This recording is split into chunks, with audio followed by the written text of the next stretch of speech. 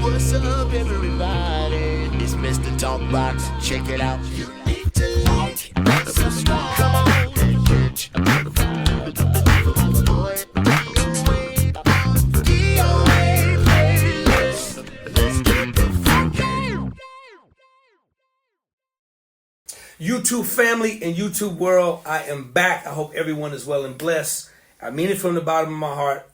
You know I do. But before we get started, I must do this. I got to start this. You know, it's getting rather obnoxious and boring, but I got to do it. Y'all, please go like, subscribe to the page. Please go and like and subscribe to the page. Please go and like and subscribe to the page. Please go like and subscribe to the page. Please go and like and subscribe to the page. Is that cool, Mayo? 5 times? Cool. Okay, cool. My producer, he makes me do that. He says you got to do it 5 times coming in, 5 times going out. I think it's silly, but he says something about the algorithms and the mechanisms and the Trevorisms and all that stuff. Whatever you do, but we straight and we get we straight. We can go now. Yeah, all right, yes, cool. Sir. Listen, I'm so glad y'all are here with me today. Today is very special, and I tell you why. Because I feel like, you know, this is really bringing it way back home for me with these 2 brothers that's on the screen. But before we do anything, I want to introduce and tell you a little bit about these brothers. Mel, run that clip. We are one church with one voice, making one sound. And that sound is victory. Come on, you this Rosa choir, help us sing it. Yeah. One church. The Porter brothers, Dr. Ellington Porter and Reverend Dr. Tecoy Porter, are renowned for their dynamic blend of traditional and contemporary gospel music. Their contributions have earned them recognition as influential figures within the gospel community. Dr. Ellington Porter resides in Minneapolis, Minnesota, and is serving his 7th year as associate professor at North Central University. He currently serves as the director of faculty development and is the chair of the School of Worship Arts. His work helps shape and train future worship pastors, worship leaders, and musicians to be equipped to serve and navigate the ever-changing atmosphere of worship in the modern church. Reverend Dr. Tecoy Porter is a distinguished gospel artist, composer, and choir director whose work has left an incredible mark on gospel music. Dr. Porter's musical roots are deeply entwined with his leadership at Genesis Church, where he has served as senior pastor since 1999. As a leader, mentor, recording artist, and visionary, he has built bridges between generations and cultures, using music as a tool for inspiration and unity. Together, the Porter brothers exemplify music and spiritual leadership, making a profound impact on gospel music. So now, listen, I need everybody to show your love for these 2 beautiful brothers I got. And they are like really, really brothers. For real, blood brothers. I'm a brother too, but you know, I got some DNA. We got a little DNA, but they blood brothers, so don't get it twisted. Listen, y'all show your love for these 2 iconic brothers that's from our city of Sacramento. These 2 brothers I love dearly, very powerful, positive, uplifting brothers that's changed a lot of lives, and that's straight up men of God, there's no doubt. And I got them here so we can have a real cool, different conversation. Y'all show your love for none other than the great Dr. Tecoy Porter and his brother, his younger brother, Dr. Ellington Porter. What's up? What up, D? What's happening? What's up, man? What's going on? YouTube family, yes. That's what's up. We made it, L. We made it. Listen, we done made it. DOA playlist. Come on. Listen. I'm about to tell the world. Right. I made it. Look, I'm sending prayers up to heaven. Mama, we made it. We made it. Y'all cut it out. Listen, man. Listen, y'all. First of all, I'm really honored, man, that you brothers is here together. This is a blessing, man, to have you brothers on, hang out with me. And you're right, man. It's like family, man. We go back so far, a lot of years, man, a long time. And to have you brothers here on my platform, so I get to, so people can come love on y'all, know who you guys are on my platform, and because you guys are special, we homies, we brotherhood. I really don't take it lightly. Thank you to both of y'all. I know how busy you are, both of you guys are, and I'm not gonna keep you long, but I'm really grateful that you guys are here, man. Real talk. Thank you, man. It's a pleasure to be here and stuff. Now, I couldn't come on without my brother, that we've done music ministry and just life together for so long and all that. And so it's a pleasure for us to be here. Listen, Yes, man, let's get this thing started, man. First of all, where are you guys from? Man, it's crazy. We're actually from the Twin Cities, Minnesota. So St. Paul, Minneapolis, Minnesota. And actually, that's where I'm at now. Been here. This is my 7th year. And so it's kind of like I came back home to where we were born and raised. So that Minneapolis funk, that Prince 5 Sounds of Blackness, Mint Condition, all of that is kind of what we grew up in. Matter of fact, so it's this is a great music scene here. And I really did not appreciate it to its fullest until I came back. My brother always loved Minneapolis, always loved the vibes here. And I was just younger when we moved and didn't understand the depth of it. And now that I'm back, it's just amazing to be able to be here. My dad pastored here for 18 years, so I was born and raised here. T was like 1 when he moved here, so we were here. T finished high school here, so I moved in the middle. I finished in Elk Grove High in California. So I kind of feel like I'm a West Coast kid because I was out there so long. But man, this is home for us. Minneapolis, Twin Cities, yes sir. All right, so the party's already getting started, and my mind's blown already because, hey man, I had no clue you guys are from Minneapolis. You say St. Paul or Yeah. St. Paul. I grew up in St. Paul, and then I went to school like in the suburb of Minneapolis. So I got a closer, experience of that Minneapolis culture, sound, and all that. But the Twin Cities and everything. Right. We have friends in Mint Condition. Stokely went to the high school that was right up the street from our home in St. Paul, Central High School, and everything. So we were surrounded. Jimmy Jam, Taylor Lewis, we see them around all the time. So all the Sounds of Blackness, we had family members and cousins and stuff involved in all those groups and all that. And so the Steel Singers, I don't know if you've heard of any of these guys, but people that really established a musical foundation for us, and everybody's from the church. Everybody is from the church. Exactly. Hey man, I'm serious, man. I'm blown away. I am blown away because you think you know, but you don't know. So man, I'm learning. This is new, but it makes sense now because no wonder why y'all so funky, man. It's like, why choir music got to be so funky, Ellington, Dr. L? Why?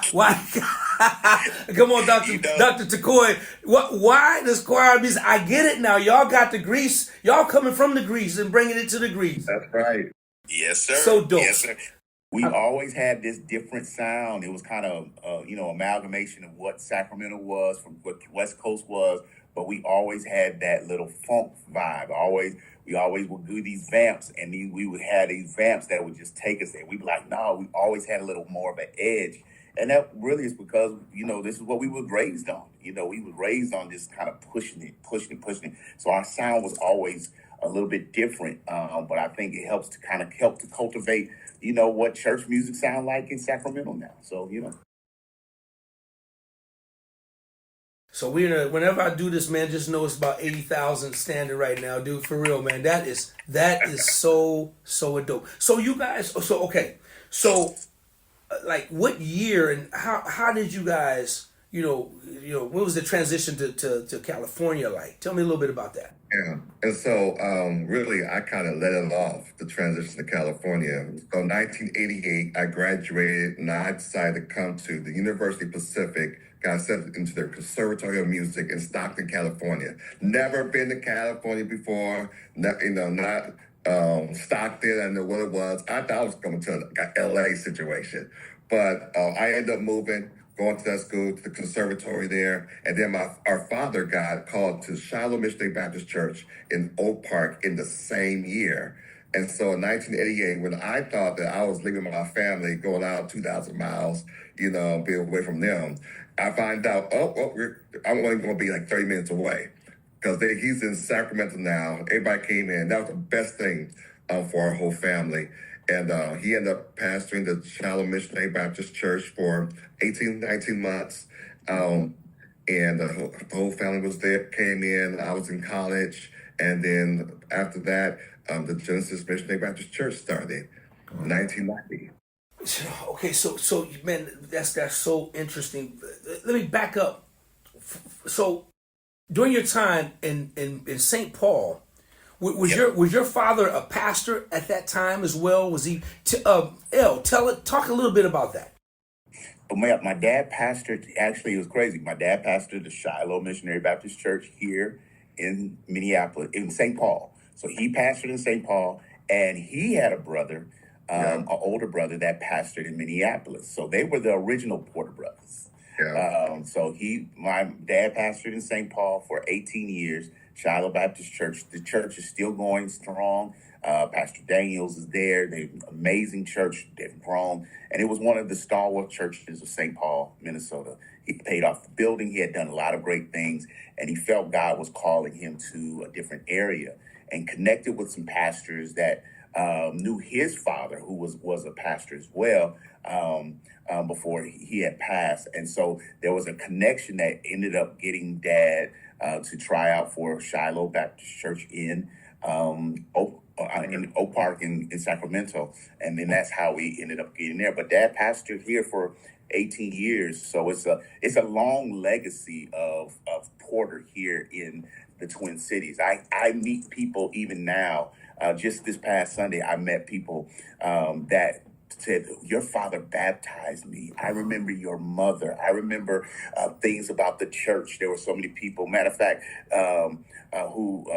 Tony Walker, who plays for Richard Smallwood, his first job playing for church was at Shiloh. Over Sounds of Blackness. He was the minister of music. I can't think of his name right now, but he was the minister of music at our church. So it was a lot of different people that came that we were around because of what they did here in the city. So when we came to California, Dad had been pastoring like 20 years, almost 20 years when we came to Sacramento.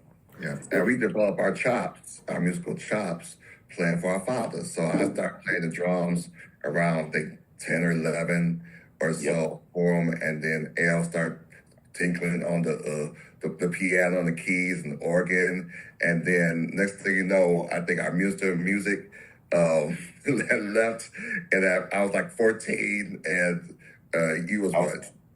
11. Yeah, and my dad said, okay, you're a minister of music in training. I was 14 years old, and El was our organist, keyboardist, and everything, and that's how we got our start, chopping, working that out, and just making up our, developing our skill set. This is too good, guys, man, and it's really good for me, because I get to learn some what's up underneath the lid about you two brothers that we really never had a chance to all these years. This is good for me. So before we move on, so in St. Paul, because in Sacramento, you guys got a lot of deep roots here, man. That's why it's blowing me away, because you guys are so embedded in the city, in the community, and what you guys have done. It's just everybody in Northern California knows who you are. Did you guys establish the same thing in St. Paul? Because I'm hearing about all the Porters and how deep the legacy is in the family. So was it pretty much the same kind of thing back there for you and your family? Tecoy, tell me a little bit about that. Well, yeah, so again, the original Porter brothers was in the Twin Cities, right? My dad held down St. Paul side. My uncle James Porter held down the Minneapolis side, and really we're third generation ministers, pastors. So our family, it's like the family business, being pastors, musicians, and all that. And so there were, 12, my dad had 12 siblings. Yep. And everybody's connected to the church in some form or capacity. And musical and all that. So it's kind of in our blood. We can't run away from it. And so we walked into a legacy and a tradition from our family when we were born, and so it's just like they couldn't help it. And then that was established again. We formed and developed in St. Paul, through the church by giving an opportunity to exercise our gifts, to exercise our skills, which really provided us a foundation for me. Well, it got me into college, to the Conservatory, one of the best conservatories of music, in the country at UOP and stuff. So it was there that I was able to translate what I learned from the church, into something more fundamental, if you will, and formalized and everything. And we've been able to travel the world doing gospel music and other traditional musics as well. And Pastor E, my brother, he's now an actual music professor and director at North Central University back in Minneapolis, and running the whole musical department instead of so far college and everything. So proud of you, man. Proud of you, boy, for that. Building on the foundations on that, man. That's awesome, man. That's and man. Listen, really, I'm really blown away because I had no idea how rich the history was for. And I was wondering, I was like, man, why is Ellington? What is he doing in Minneapolis? Really? Okay, maybe it's a good job, but man, to know you went back home, that's a whole thing. That's a whole different thing to get a great opportunity and to be able to go back home. That's dope. We miss you. But I know you pop in and out from time to time, but let's move on. So then you guys came out Shiloh, and then let's get to Genesis. So man, when did you said it was around 88 or sometime? When did you guys start your father? Let's talk about your father a little bit, man. When did he start, or what was the vision behind Genesis? Talk a little bit about that.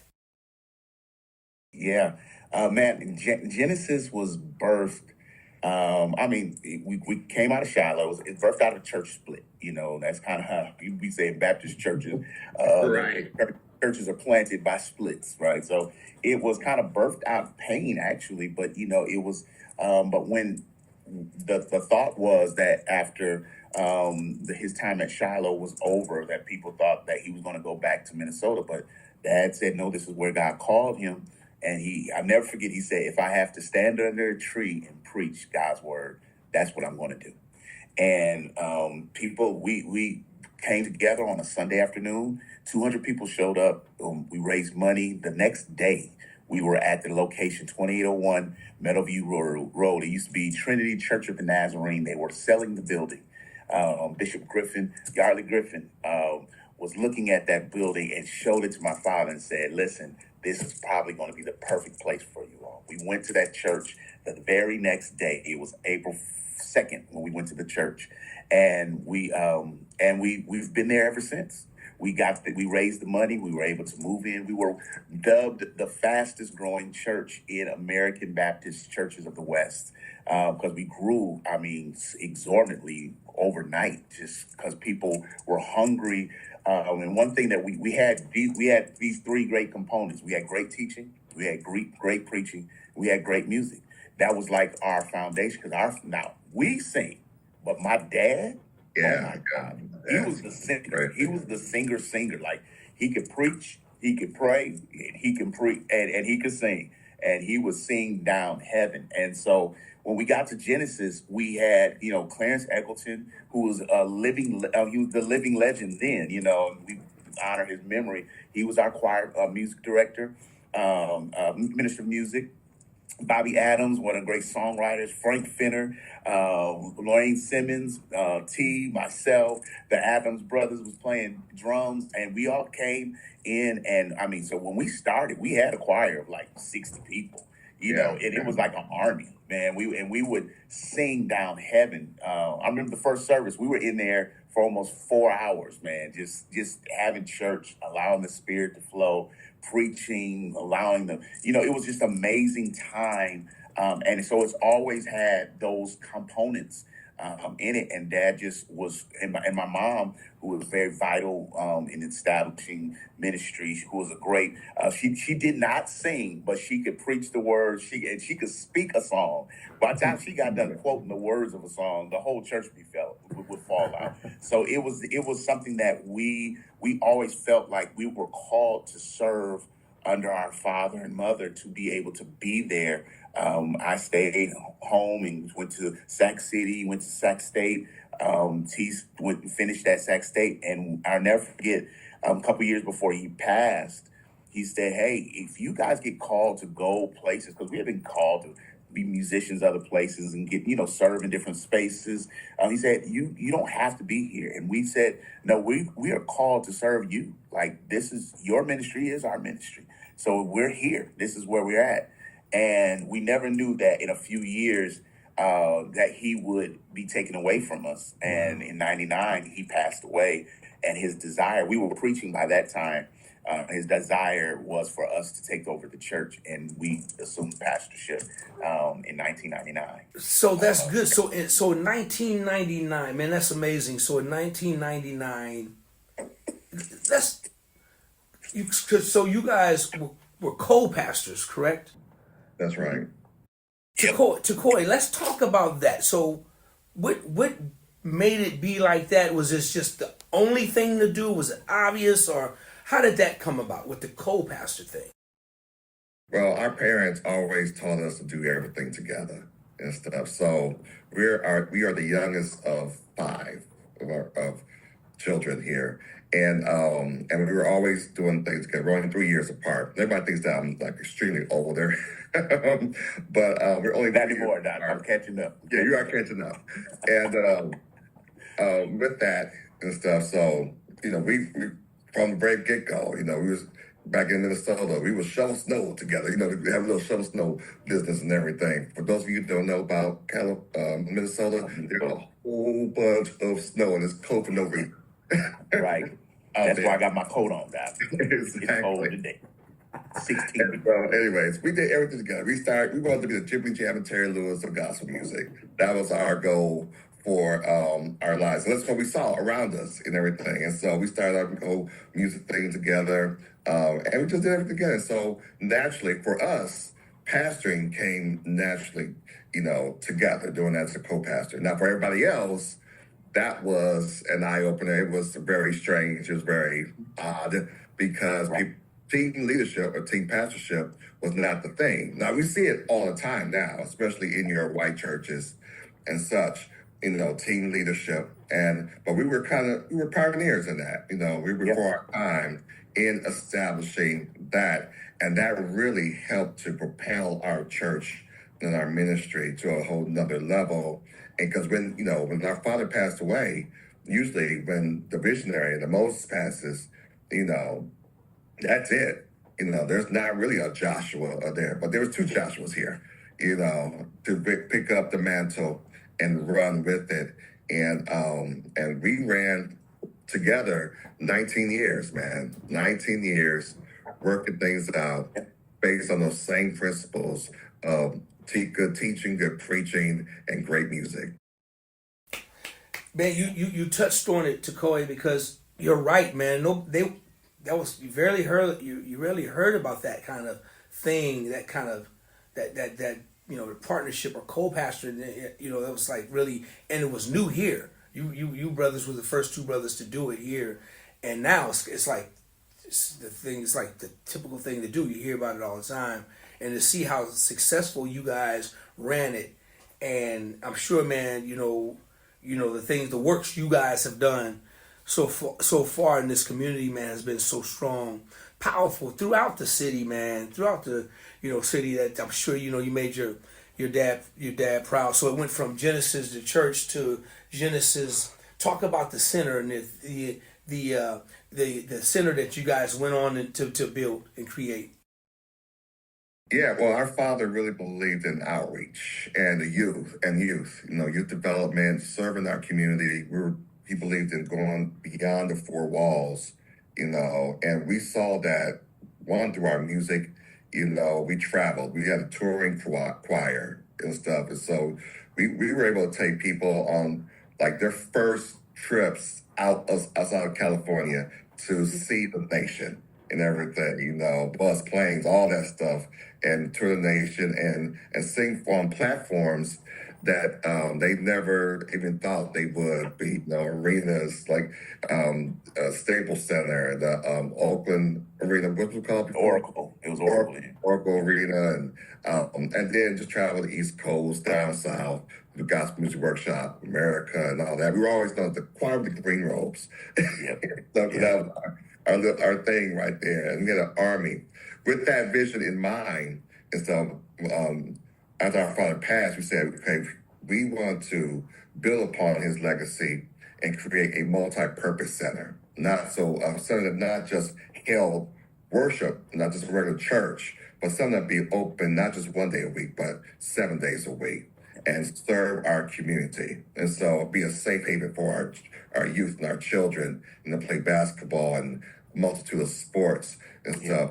Help with our outreach community projects, have a food and clothes closet, food giveaway, grocery giveaway times, and just be there for the community. And that's when we built the Dr. Robert Porter Center back in 2003.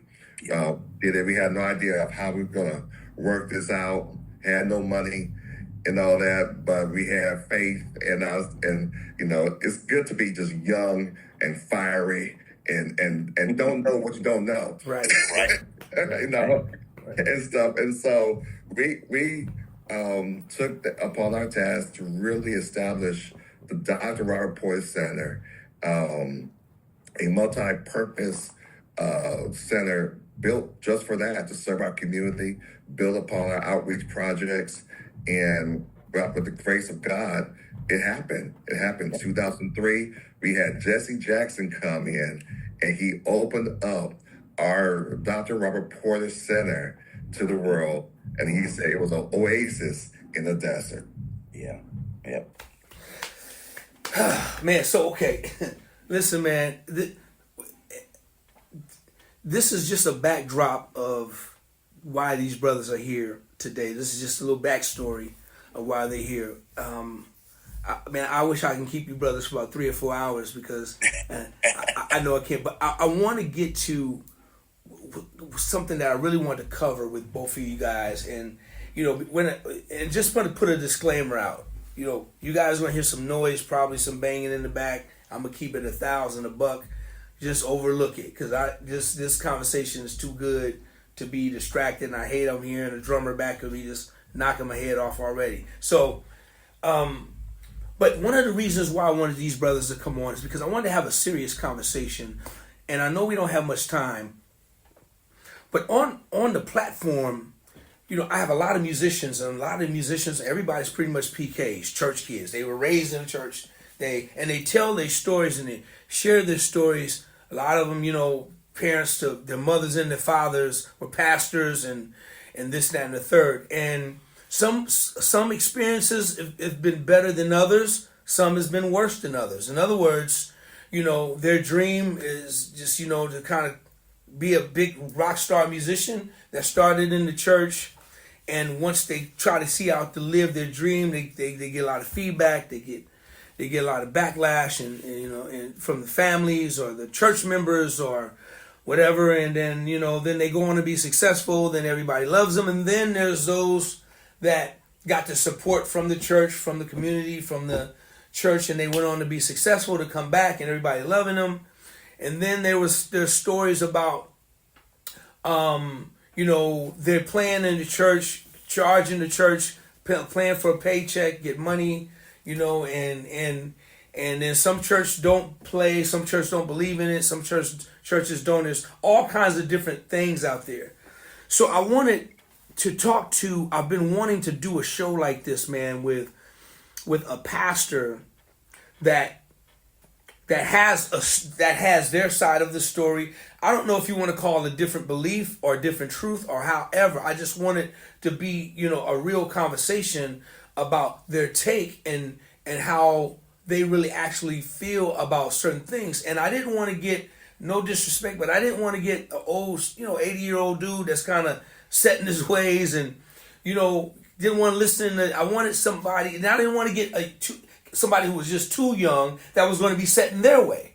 I wanted to bring somebody on that see both sides. Now here I got two phenomenal musicians, two phenomenal producers, songwriters, pastors, directors. They're just incredible musicians of their own, and they had a chance to be raised with an old school preacher, and then they were pastors in their own right, and at young ages, so they were able to connect with the new millennials. And even to this day, you guys deal with old and you deal with the young, so you guys see both sides of the thing. So it's a fair conversation. I don't want nobody to, it's gonna be, some people to be like, man, that's, that's okay. But the opinions is their opinions. Nobody, has a right to be mad or anything about what's getting ready to be said in the thought process. So Tecoy, I want to start with you, man. I want to ask you, what, as a pastor, what is your thought process with, musicians, having quote unquote the best of both worlds, having the old school people saying serving two masters, straddling the fence, doing this, doing that. What is your thought process behind that? Well, I would say that sometimes, like in this era, this generation of musicians in the church, I think they miss out on the opportunities that churches present, right? And that is skill development, creative expression, just having the opportunity to really develop your musical ability and stuff, and having that freedom to do so. Now, we were very fortunate that our father was really progressive in this area. He was musical himself. And so, we never looked for a paycheck. We played for our daddy. We were playing for our daddy, right? and stuff. And even when people started to come to us and say, hey, we want you to come over and do stuff for us, we knew home was home. But we were fortunate because my father gave us the autonomy to really develop a sound and skill with some guidelines and everything, but to really have time to develop. And it was through that we were able to make that into even something even greater to work it out. I think sometimes our musicians of this day don't really understand. They want instant success, instant fame, that instant thing. We in the YouTube, social media world and everything. And so, everybody, you can play more than two chords and work it out. Now you want to get paid top dollar, or you want to go on tour and you want to work that out. But that's not how it works, right? It was never how it worked and everything. There's the illusion that's not reality.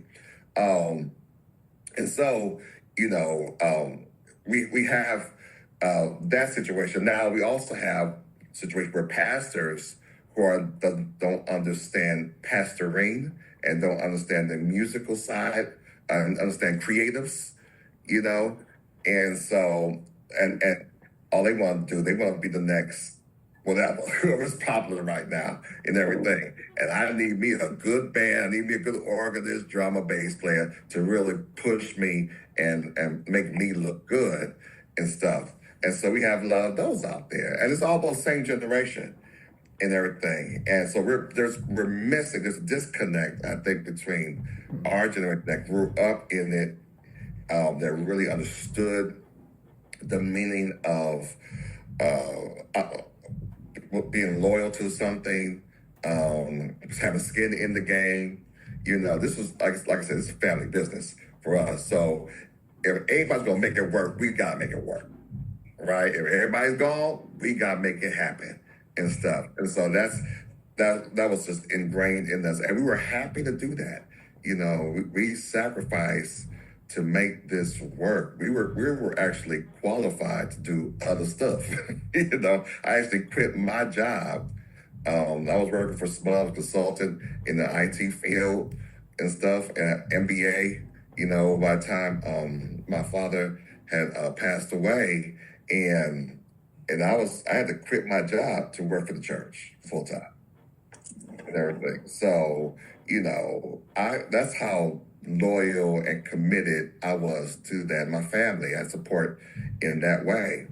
But right now, you know, there's a disconnect, you know, and I think it might be just a generational mindset in that where, you know, they understand that the opportunity the church can really give you to make that happen. And if you put time into it, the Lord bless you for your time. Your leg won't be in vain. Dr. Ellington, you want to add to that? Yeah, man, it's crazy to just think about it. You know, now that I'm here at the school, this is what I train the students to do. You know, I'm training music pastors, worship leaders, did music business. And, you know, my son, I just talked to him earlier, he's at Berkeley School of Music, and I raised him in church and, you know, had to figure out how do we balance serving as well as making sure that the church doesn't abuse the gift, right? So those kind of that balance. And one thing my brother was talking about is like when we started, we were 12, 13, 14, 15, so we were young. But even when we started, my dad made sure that we served, but they always gave us a little stipend check. I remember our first check was like $40. We get $40 a week, $50. We would grow that.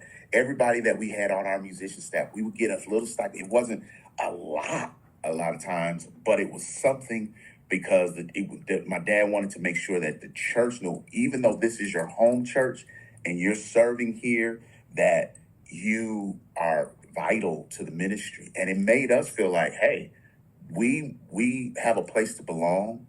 We have a place to grow. But now when we would go out, my dad would make sure, he's like, okay, he would negotiate for us. When we would send musicians different, he said, make sure you pay them this, you pay them this, you would make this happen. Because he never wanted any church to abuse us. And he would make sure that it was worthwhile for us to go. So we had that same mindset. I remember, you know, cats like Stefan DeBose and Larry Belton and John Frazier and Enoch. And, you know, when those guys started going out and doing stuff, I would negotiate their deals. You know, I would say, have them call me. I would negotiate, say, hey, this is what we need to do. Make sure that they had this. Make sure this was happening. So that they would make sure that they were being taken care of. Because now that they've honed their craft, they've taken the time to learn. When they go out, they should be blessed. They should be, you know, taken care of. Then there was also that mindset when people go on tour. I mean, man, you came out to church, DOA. You toured the world with Janet, with Mike, with all these people. You know, you've done all this. You made sure that your craft, you weren't out there flubbing. You had invested in your craft. But so I always tell people, I said, and when it comes to church musicians, there's two things that you have to have in mind. Are you one that will allow as the Bible says, you are the light of the world. You should don't put your light under a bushel, set it on a hill so everybody can see the light. The hill is going out to the world, letting people see the light. Here's the thing. Can your light shine in dark places? For some people, darkness will be too much and it will snuff out their light. Because they're not strong enough in their Christian stance and they're strong enough in what they understand. When they go on the road, they fall to the praise of what's going on in the world. And so I'm always saying from a spiritual standpoint, man, you might not be quite ready because when you come home, you'll risk it all. You know, you'll risk it all on the road. So El, let me jump in because you're touching on something real good.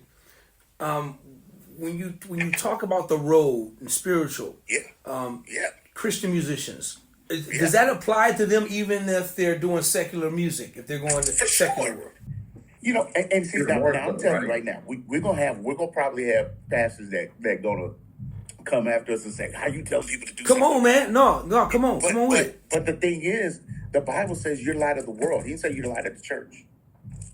I mean, that's his word. You are the light of the world. You are the salt of the earth. So if we just keep all of our giftedness in the bottle, then we're not really shining the light to the world. That the great thing that I hear, like when I talk to Big Funk when he's on the road, he's like, man, I love being on the road. I love doing this. He said, and I get to talk to people about Jesus. People come, and then they come from the road. He said, but I love coming back to my church. I love being able to play with me. You know, all y'all traveling, but y'all still playing quartet. Y'all still doing, digging in, because that's where our soul is fed. We get to shine our lights, within all of this other music. Every major artist, and you know this, everybody's watching on it, but every major artist, that music is not just making you feel the soul because it's funky. No, it has soul in it because it is from the heart posture that God gave us this music. This is the same stuff that God's given us to make gospel music feel right. Is the same thing that is happening in this soulful nature. The thing is, we've got to make sure that our light and our heart posture is strong enough that we affect the world and not the world affecting us. Tecoy, can you? Yeah, go ahead.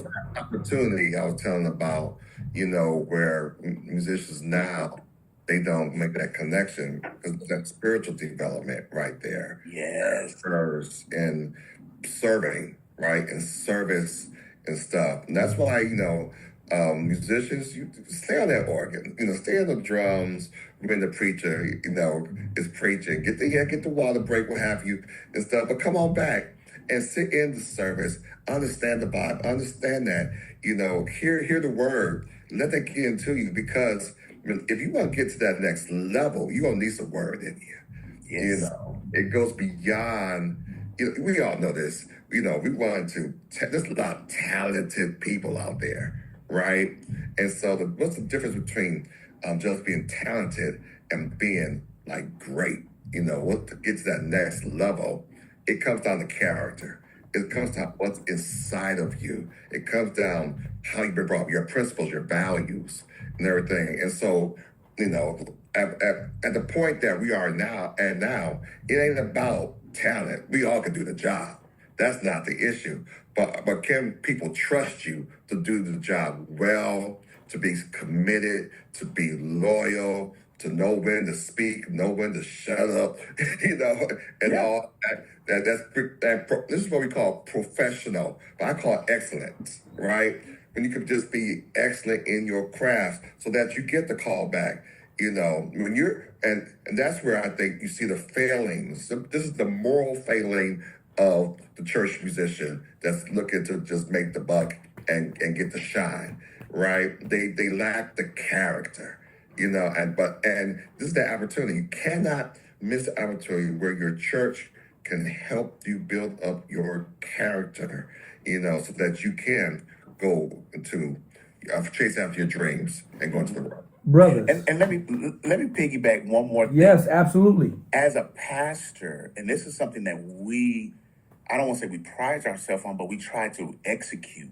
As pastors, we build relationships with our musicians, because one of the biggest things that I hear from musicians is that musicians feel like that they're always treated as like the charlatan or the person that's coming in to get the buck, but they're not appreciated, right, for their gift, and they're not pastored. They're treated like, okay, you're the hired hand, so come in and do the job, and then they're not checked on for the rest of the week. They're not pastored, they're not mentored, no one is pouring into them. And that's why we take time to build relationships, man. We have a saying, relationships are the best form of currency, and be careful how you spend them. We build relationships, and pastors, it behooves you to build relationships with your musicians so that they will understand that this is home. This is family. This is a place where I belong. I saw you for years, man. Come back from the road and you will be at Paradise and you will be serving. And I'll be like, man, because that you had relationship. You know what I'm saying? We got Jerry Jordan, Tony Jones, all these cats go on the road. But anytime we call them, man, they will put a hole in their space. They will figure out and come in because we treat them well. We try to honor them. And here's the thing, churches, we know it exorbitant, we know it costs. But sometimes if you're just upfront and say, hey, listen, here's my budget. I got $500, but I need to get this done. But if you have relationship, man, people will come and do it for that. Be like, hey, Rev, I got you. This is love. And don't even worry about that because you've built relationship. And when you do have it, you honor them. You see what I'm saying? So that is the understanding we have to have. It can't just be all business or just all spirit. It has to be relational. When we have built relationship, then you have currency that goes back and forth, and you honor that. Oh, man, y'all killing me over here, man. Yo, Mel, give him a standing ovation, bro. You got to make some noise. I'm making noise in my head because they're helping me create for real. my head right now. This is way too good, man. Relationship, balance, disconnect. Those are three powerful words, man. That what you guys are saying. And this, I want everybody to know that Ellington Porter is probably one of the greatest musicians of his generation, of this generation. And I'm not saying it because he's my local brother. This is a monster. He's one of the greatest. And so it's coming from him, who's got all the best of all the worlds. Just being a great musician, being a pastor, being a director. He's both of these brothers got everything well rounded. This is why I could ask you guys these questions. It's just crazy. It's crazy. You guys are just giving so much good stuff, to the whole this whole thing. Tecoy, I got a question for you, and I know you guys. And once again, I got a disclaimer. Y'all, please forgive the drum beater back there. Yeah, but I had to do this day, so y'all just gotta just dial that out and just zoom into what these brothers are saying. So, Dr. Tecoy, listen, what would you say to that producer, that musician that loves? They're going to a church. They got a church home, probably whether they grew up in it or it's a church home that they love, and week in and week out, the weekends, they're out either in the studio with a secular artist, or they're on the road, with a rock and roll artist or R&B artist, or in the club, and then Sunday morning they want to come back and get with the worship team. What do you say to that musician in that predicament that actually loves what he does, that loves God and wants to be there? I mean, that he's almost like being pushed out, like they don't want him there. What do you say to that to him or her? Well, first I would say there's nothing wrong in what you're doing. Let's make that absolutely clear. People with certain gifts, the Bible says the gift will make room for you, right? And so, even though your gift maybe have been nurtured and developed in the church, the room, it's definitely going to take you into different rooms.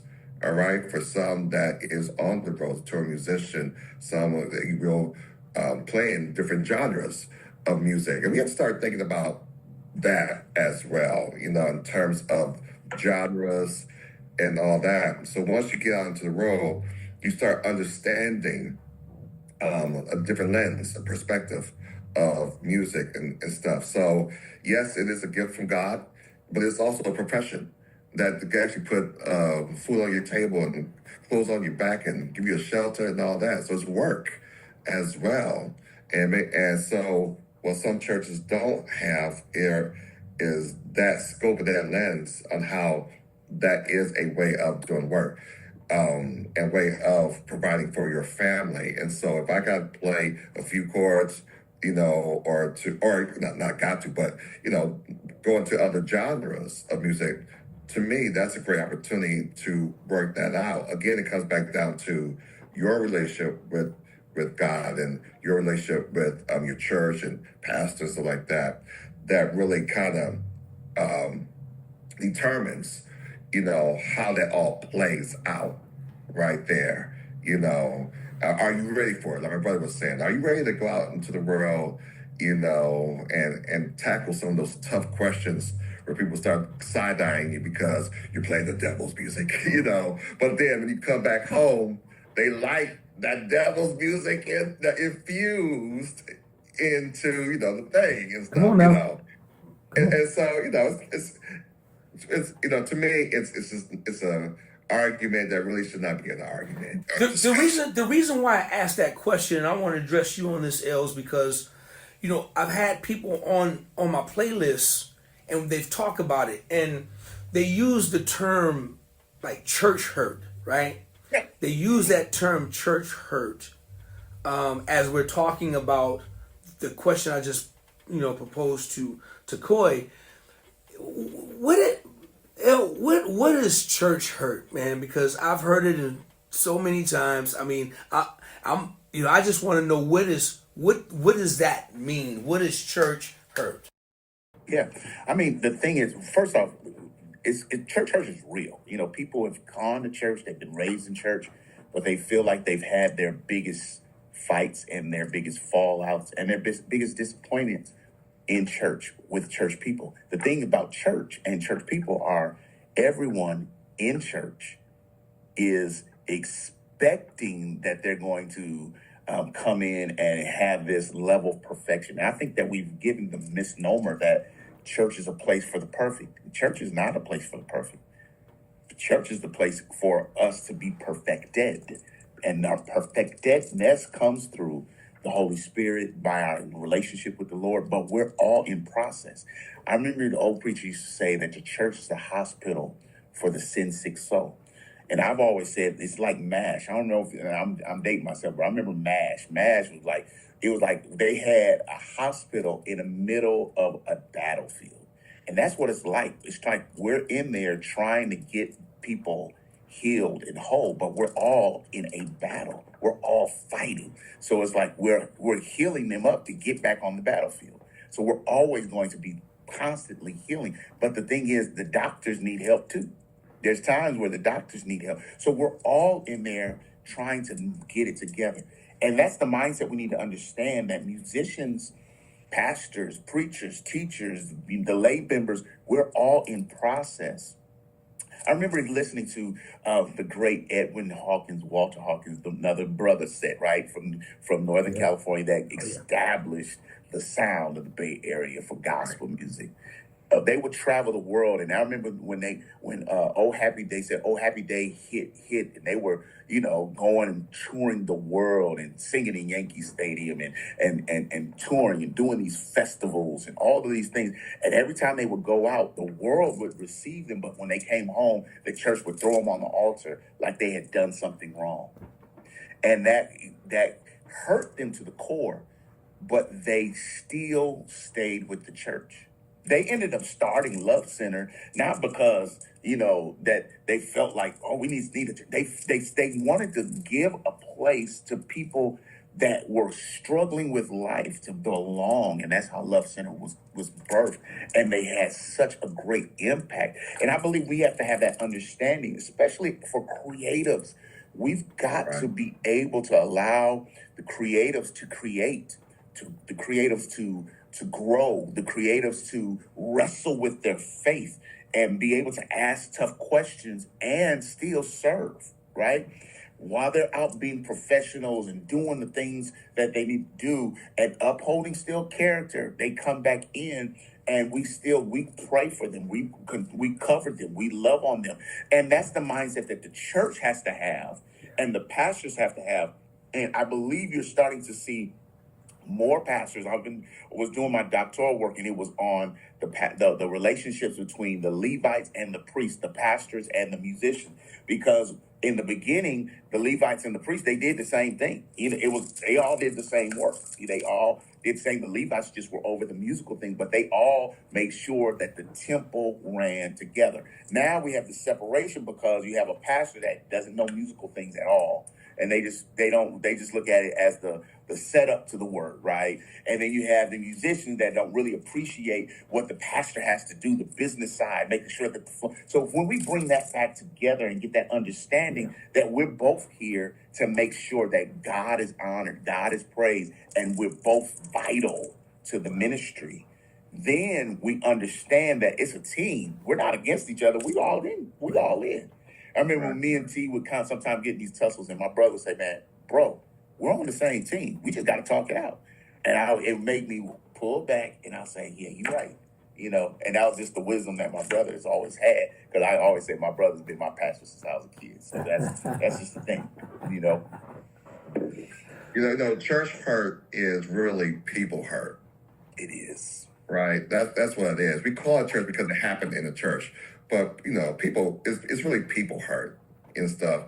And we made it a thing because we are surprised. We're also let down because it happened in a place that's supposed to be sanctuary. It's supposed to be safe, that's supposed to be nourishing and all that and stuff. And so there's a sense of betrayal because, oh man, now the same people that said I could do anything if I just believe and nothing's impossible, if I just trust the Lord, is saying now that, well, you can do anything but that.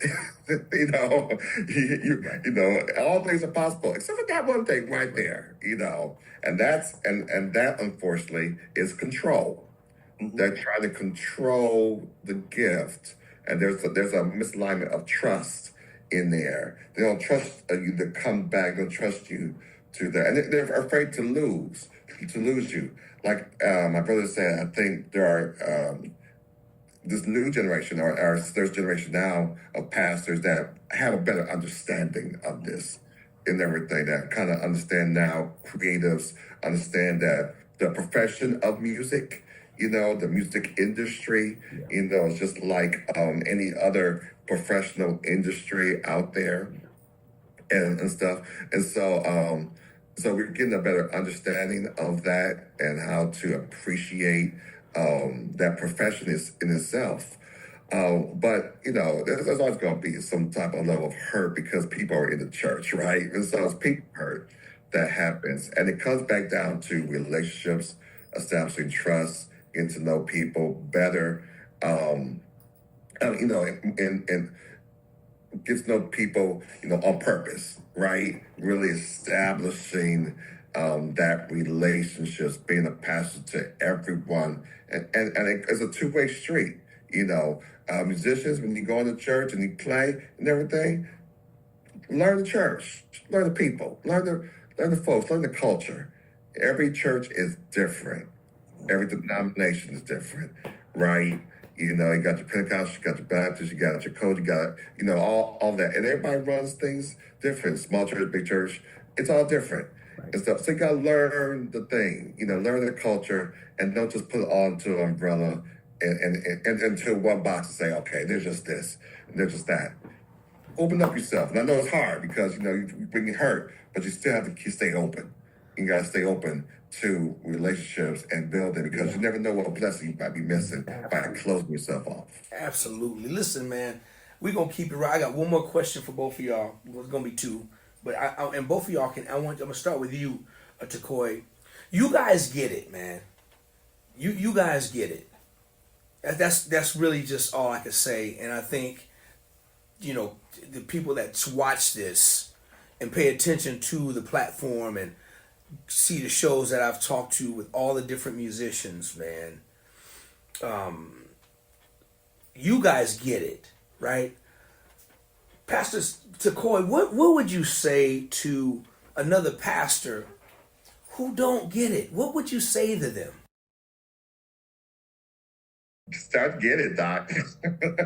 So you can, one is to honor the gift, just like you want to be honored for all of the study, work, that you do. Same as the people that serve you, that serve in your congregation. That goes from not just for the musician, but your assistant, your admin, the person that works out your books and stuff. You want to respect the service. Honor it. Don't expect it. I just said something right there.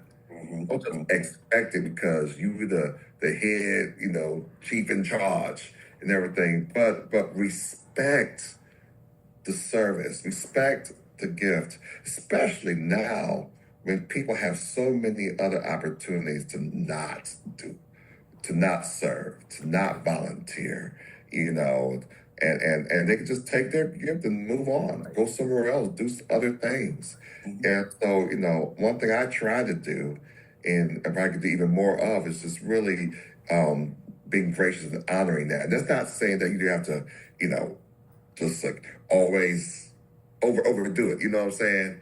There's an expectation. I expect excellence. I have, I just don't get anything. I came to do a job. Let's do the job. Let's do it well. But I expect that because that's what I put into it, right? And so when I come up there, I'm not just coming up there fluffing. I'm not coming off the top of my head.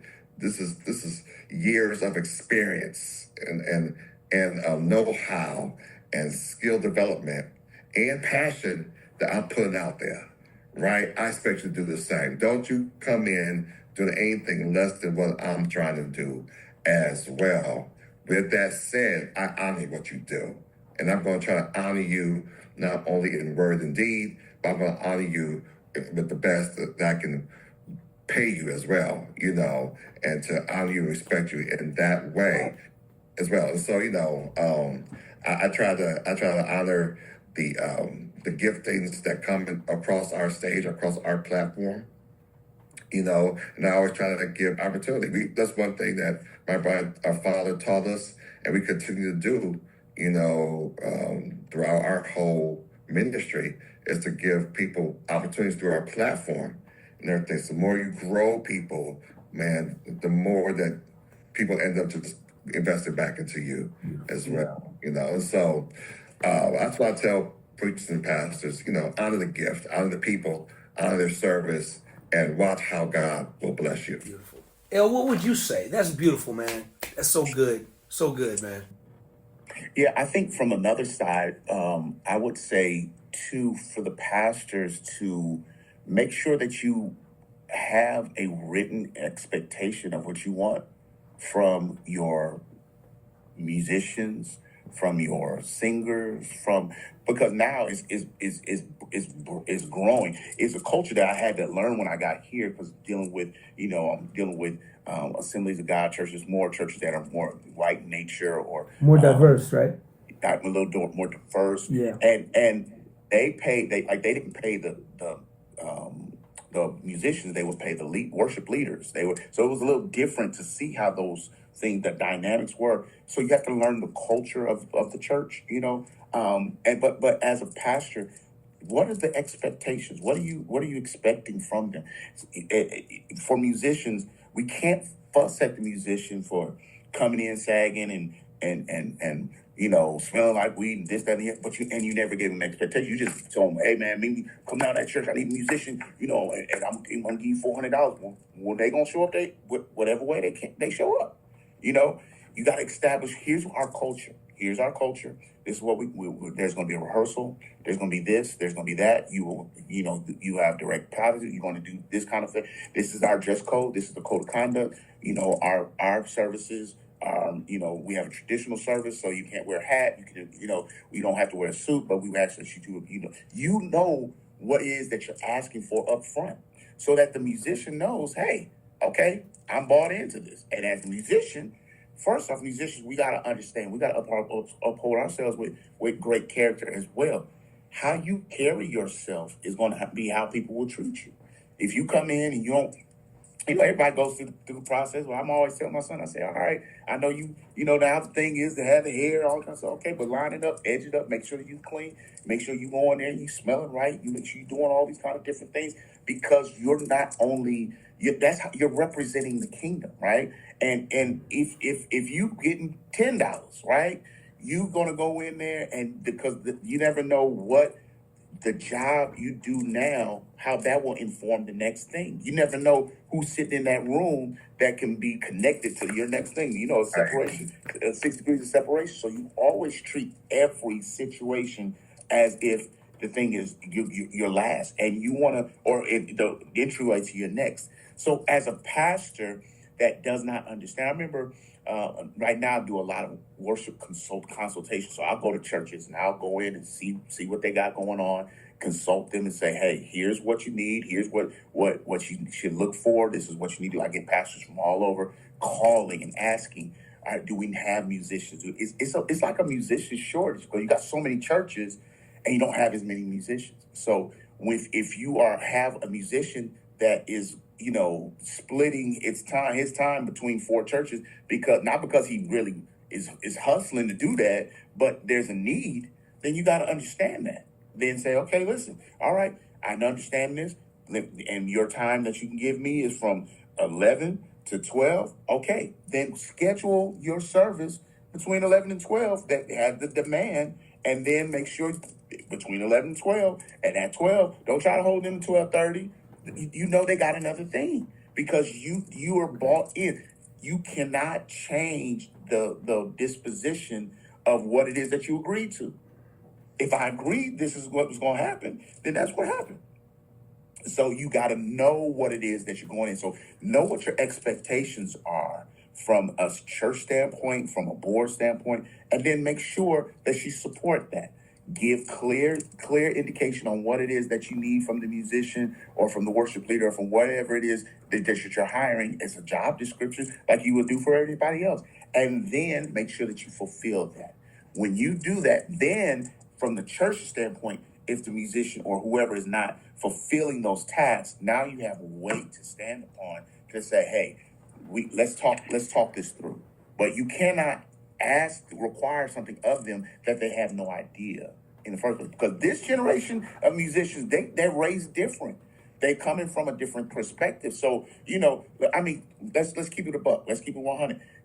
Weed is legal in California. So they can smoke weed, they can do all these kind of different things. They don't go, it wasn't legal for us back in the day. You won't smoke and you won't drink and you won't do all this. So you can't, if you don't tell them, hey, you can't come in smelling this kind of way, doing this kind of thing, it's legal. What's the problem? Right. It's a different generation. Wow.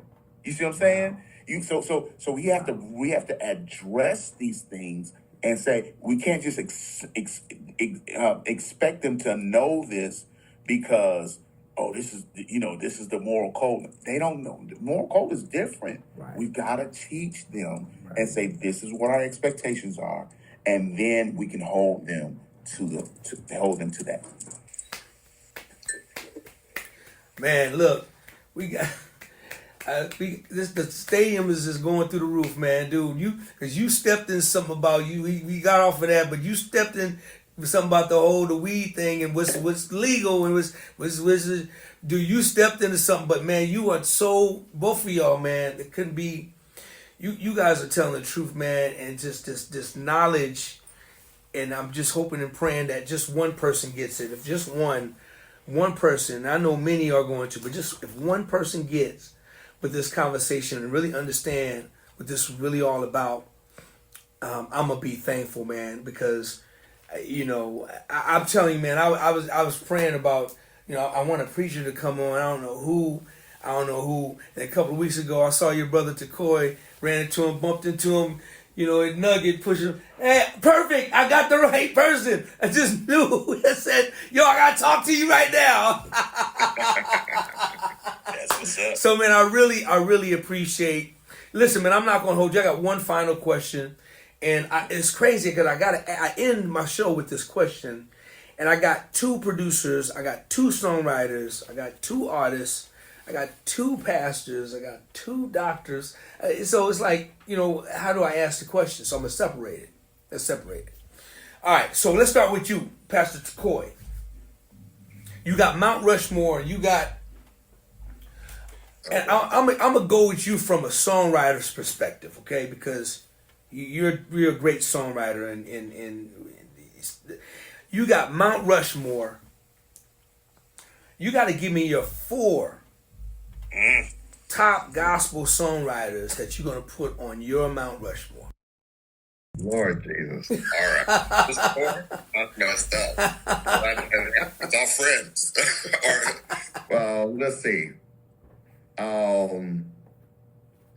Mount Rushmore. Well, you gotta go with Andre Crouch, right? You have to have him on there as Mount Rushmore.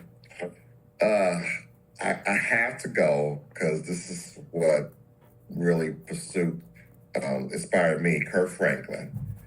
That man is a writer's writer. Now to this day, you know. So Andre Crouch, Kirk Franklin. I'm in California, and so gotta go with. I'm gonna try to do this. The Hawkins brothers. Okay. That goes for one. That counts to two. Goes for one. Yeah. The Hawkins brothers. I'll let you have it 2 for 1. Brothers. Okay. You know, like I will be kicked out of California. Yeah. Put the Hawkins brothers on there, right, and stuff, and it just gospel music, man. Oh man, I need two. You know, it's it's either Cleveland or Dorsey. I'll give you 2, man. I'll give you 2. Go ahead. Go ahead. You deserve 2. Go ahead. Cleveland, Thomas Dorsey. You know, you gotta put them on there, man. You gotta put them on there. Okay, all right, cool. And you know, Kirk Franklin, Crouch, the Hawkins brothers. You know, and then Dorsey and Cleveland. Oh, it's a wrap. It's an unfair question, man, because you got Don Lawrence, you got Fred Hammond. It's not Donald. Oh man, you're killing me.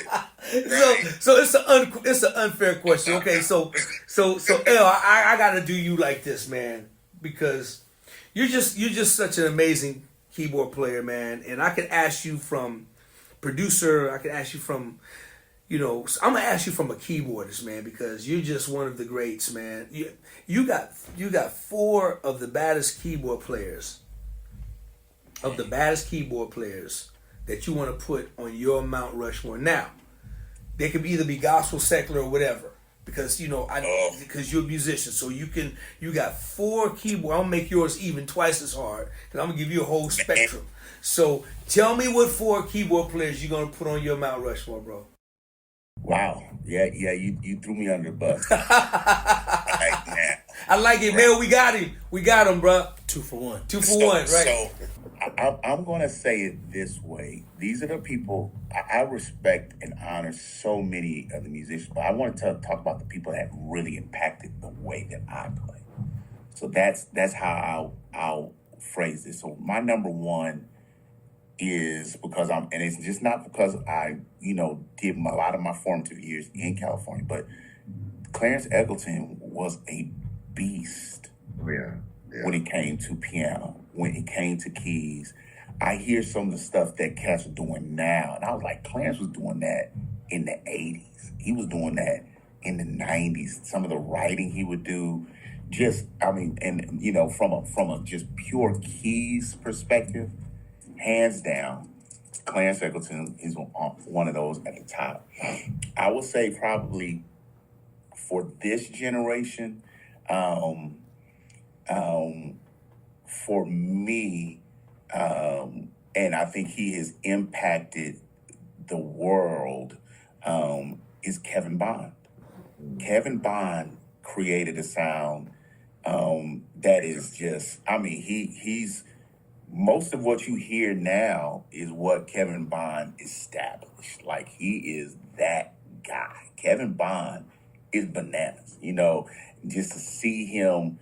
I'm watching, my son is at Berkeley, and he's taking a gospel reharm class, and he's doing all this stuff, learning keys, and they're teaching him stuff that Kevin Bond did on Potter's House albums, like in the early 2000s, stuff he did, on Marvin. He was the standard. So Kevin Bond, and he had his time in Northern California too. So then I'll say a person that is a branch from Kevin Bond, and I get the opportunity to play with him a lot in doing different things here in the Bay. Here in Minneapolis and different, is Mike Burrell. Mike Burrell is a beast. I mean, the way his mind processes, is just sit there, and I sit there and look at his hands, and he spells it out, talks about it, and we sit and we get to talk about, how he just been touring the world since he's like 14 years old, playing for Kurt Carr, playing for Donald. He's played for the greats. He's studied under Kevin Bond. So to see him still doing it with excellence, he's affected so many people in that. How many more do I get? You get five. You get two more, man.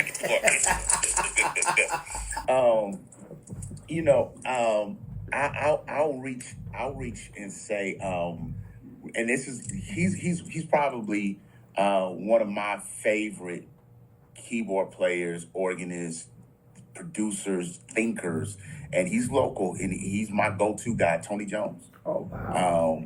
Tony Jones, and I hold him up like standard for around the nation. Like, he is phenomenal, and his wealth of knowledge to understand the keys, understand the textures, understand.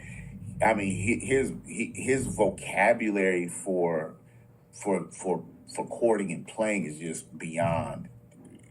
It blows your brain to hear, and there's no song that I can sing that he doesn't know. Like, he knows not only church music, but he knows just music. He's a student, right? So phenomenal. And I will come here to Minneapolis, and I'm not just saying this. There's a bunch of young cats that are phenomenal, that are just they're doing it, and I think they'll be on the Mount Rushmore as well, like Mount Rushmore 2. Those cats. But there's a guy who he's here. He's a phenomenal writer. And I get to play with him, but I sit there and I'm just blown. His name is Darnell Davis, and I had to put him up there too because he's from Minneapolis. He's behind. He did a lot of the stuff for Excelsior back in the day. Remember Excelsior? He's just phenomenal. Did some stuff with Terrell Ramsey. He's done a lot of writing and playing, but as a musician, he is phenomenal. He's a great player. So I will put those guys kind of like on that's influenced me.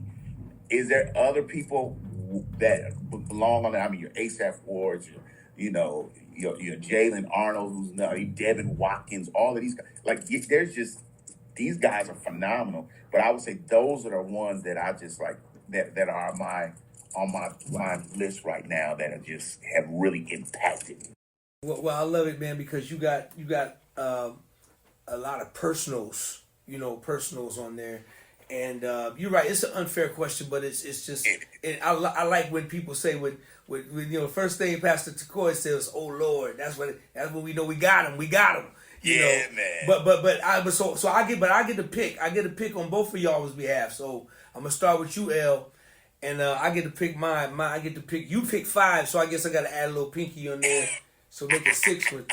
So, but I'm gonna put my brother, man, Ellington, Ellington Porter. I'm gonna put you on the Mount Rushmore right there with them favorites, because man, I know you, and I know who you are, and I know your gift, man. And dude, you are definitely like one of the greatest of your time, man, and of your generation, man. And so I'm gonna put you right there with all of them, with the rest of them. And I get a chance to go to Tecoy. I'm not done, man. So what I love about you brothers, man, and we've kind of watched each other's. I watch y'all's career. You guys watch mine through just the time we've known each other. And man, I'm really proud of you guys have done a lot of great things, man, down through your career, and continue to do and work with so many people, some of the same people we work with. And, you can't do that, man, if you don't have a great product, man. If you don't have a great product to present to people, you're not going to be welcome to be a part of that, room.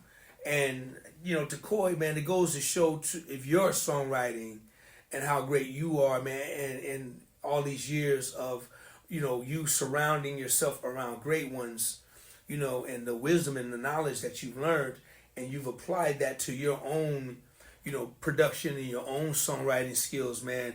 Brother, you're definitely, man, one of the greatest songwriters, man, of your time, of our time, man. So I'm gonna put you right there with all of them giants. You got giants on there. So Tecoy got like big giants. So we got to give him a little thumb, put him right, like you know what I'm saying? He talk about Dorsey and Cleveland. I'm like, and Crouch, but I'm gonna put my brother up there because he got. But you edging out there, you nudging out the thing, man. Brother, that's how much love and respect, man, that I have for you both. I know we don't talk a lot like this, and I don't get a chance to tell you brothers enough, man, but I'm really proud of the men of you guys have become. I'm proud of your brotherhood, man, the closeness of your relationship, man, that I've seen nothing but just a real true love for one another, man, and support. There's no never seen nothing competitive. I think I visit the church maybe once or twice, Genesis, and I think one time I caught Tecoy, and I think the other time I caught I think both times I caught Tecoy. I think you was just on the organ. I was like, okay, so when do you preach it? Man, you got to come next Sunday or next month. I can't remember, but just the love and the support, man, that you guys have had, the brotherhood, and I'm glad you were able to make it and be a part of this discussion. Real quick before I let you go, I'm gonna start with what are you working on right now? What's happening for you right now? And then we'll talk a little bit about the 25th anniversary record that's coming out. So what do you got going right now, man? Yeah, man. So right now I'm over the whole area of fine arts, worship arts, here at North Central University. North Central University is right here in Minneapolis. It's actually a place that hosted the George Floyd funeral that was in Minneapolis. So I did the music for that. T was here. And so this is the place here. It's right in the epicenter, urban area. So I'm over that. So we're doing big Christmas concert and all those kind of things. So that's one of the things I'm working on. I'm also working on my wife, Tawana, phenomenal singer. She's if we had a Mount Rushmore for singers, man. How's she doing, man? How's she doing, brother? She is doing well, man. She's come through breast cancer and colon cancer. She just had a battery of tests, and she's doing well. So we're working. She did a project last year that we're working on that tells her story. So it's a night of just telling the story, a night of worship, and she's singing. And some amazing songs came from that. So we're working on that, working on finishing that. Then also working on T's project, the 25th anniversary of stuff that with him. So we just did that. So we'll be doing overdubs, getting all that together, making that happen. So we're doing a lot of stuff. I also, man, I'm doing something that I never thought I'd be doing, but I'm doing a colloquy, which is a teaching over at Oxford University in England, man, and I'll be doing that in May. I'll be going over to talk about gospel music in the marketplace. I never thought I would be a professor. I never thought I'd be in academia. This is my brother's thing. Like, he's the academic, but God allowed me to be able to take what he's allowed me to do all my life, music, to be able to minister to that and work in that space. So God's doing some great things, man. These are some things that I'm able to put my hands on. Dr. Tecoy, man, what's going on with you, brother? Tell me a little bit about what you got going on, which is, I know, a lot.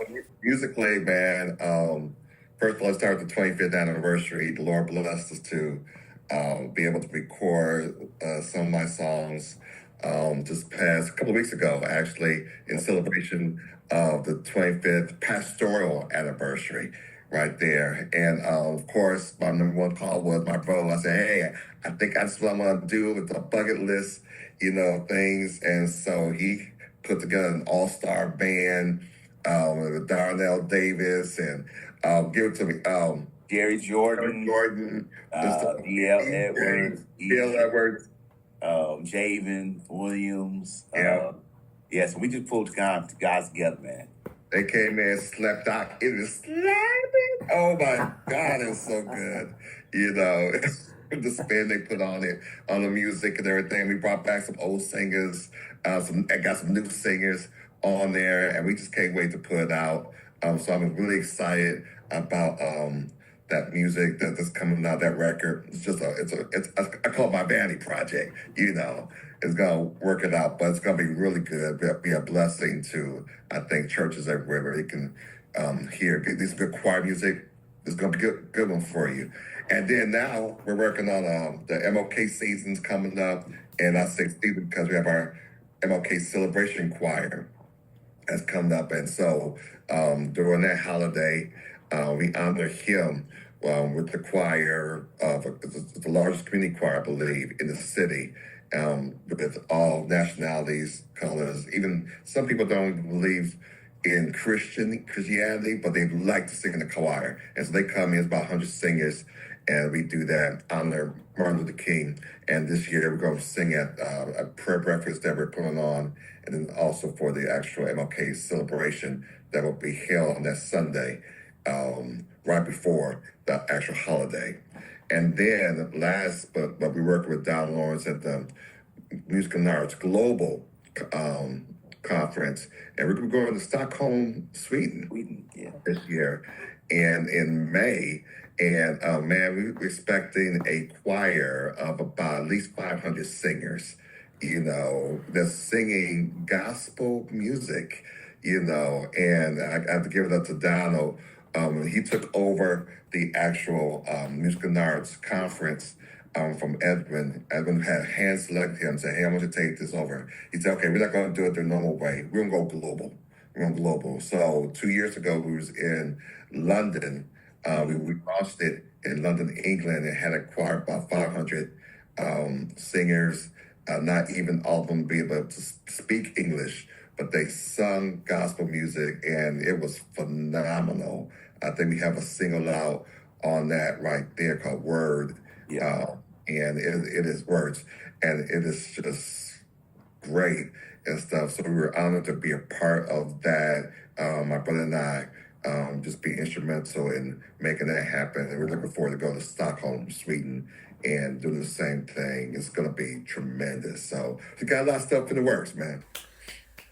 Man, listen, let me tell you, man, I love Donald Lawrence, man. That's my brother, man. I love him to death. He's a genius, phenomenon. Yeah. And I'm aware of the work you guys been doing together. And man, I'm just really, proud of both of you guys. Before let's start with L. Tell everybody how they can reach you.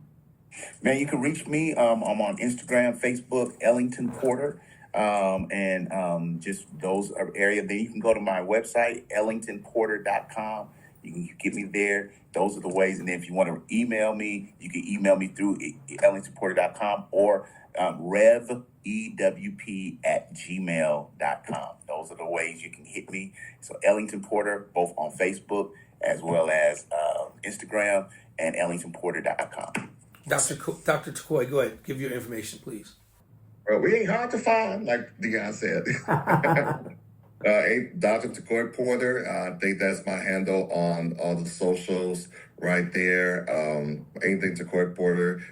You'll see a school pop up, whatever. But then, or Genesis Church, Genesis Church of Sacramento. All of those platforms, you can reach me. Listen, guys, I just want to let you guys go. We're done, man. I want to say that I know this conversation probably to most people gonna be long, but I tell you, when you talk about these brothers and myself, there's such a deep connection. We could be here like three or four more hours, really sure. going through. These brothers are special, and I want them to know how much I appreciate them. And there's so much when you look up, and every time they're hosting great dignitaries like Al Sharpton and Jesse Jackson, and people come to town just for them, and they're part of these big things. And I was so proud with what you guys did for the George Floyd, the whole thing, how you guys was a major part of that. And I'm watching it on TV, and I'm seeing my brothers. Couldn't be more proud of these two great men. So yeah. For you, those of you, say it's long. Hey, I don't care. Watch it if you want to. If not, pass on. But somebody's going to get something from this. And I want to thank you, brothers, so much, man. Continued success for my little brothers, man, that you guys continue to do everything that God has set for you guys to do. I really I'm looking forward to the project. I can't wait to hear it. I heard so much about it, and I'm looking forward to it. I know it's gonna be funky. You know, you guys got Jerry Jordan on bass, so you know he's another one that's on Mount Rushmore of bass players. You know what I'm saying? Yes, sir. He's one Rushmore too, Doc. You showed up on that, Doc. No, Exactly, man. exactly. I appreciate when y'all do your podcast. Do your podcast, and I'll come on, and then we can do that. But for right now, this is about my brother, man. But listen, man. Before I let you go, y'all, please, okay, I have to do this again. This time I got two brothers. They're gonna help me. All right. So when I call y'all know they'll know what to do because they go to church. All right. So one, please like and subscribe. What's it say? Please like and subscribe to the page. Oh, please like and subscribe to the playlist. Please like and subscribe to the playlist. Please go and like and subscribe to the playlist. L, can you hit one for me? Please like and subscribe to the playlist. Dr. Tecoy, can you hit one for me? You better like and subscribe to the DOA playlist. Woo! 5. He put one on him for me, man. Hey, listen, man. I appreciate you, brothers. Love you, brothers, man. L, next time you coming in, man, let me know. I would love to see you. It's been a while. And Dr. Tecoy, man, you got to come by sometime, man. We just ain't got to bump into each other at the market, man. Anytime, man. Come on through. Maybe you give me a little sneak peek of the project, man. I would love to hear something. You know. Yes, sir. I would love that, man. Listen, I thank y'all for joining us. Thank y'all for hanging out. Please go and like and subscribe to all of these guys, to both of these brothers' pages. Support them, support their ministry. You guys got a project out right now, right? Some records out right now. That can tell them about it, where they can go get them. Tell them about it. Yeah, we got we did the latest project, the Genesis Youth Explosion Choir, about 2018. I think we did 2019, something like that. And so it has some great songwriters from in the Sacramento area. We did that for 30 years, just training up new musicians. So it's a great project that I had opportunity to produce. We still have a project that came out 2010 called Together, Porter Brothers and Genesis together. That was DJ Rogers helped us produce that. We got some great songs that are on there. So there's just different things. Just look up the Porter Brothers and Genesis, and you should see some great songs come up. I also have an instrumental that's out there, just some meditation music that I got to play with. And I always want to say thank you, DOA, because you allowed me the opportunity when I was still forming up to play for Cornell West on that project, and I'll never forget it. And thank you, man. Man, you killed it. I still listen to it to this day, man. Hey, man, I thank you, man. Thank both of you brothers, man. This was a blessing to me. This is perfect for my platform. I think a lot of people are going to really appreciate this, man, and I really appreciate you guys hanging out with me. Hey, until the next show, y'all show your love for them Porter brothers, Dr. Ellington and Dr. Tecoy Porter. The Porter brothers, show your love, y'all. Come on, man, show your love, man. DOA playlist. Let's get the funky.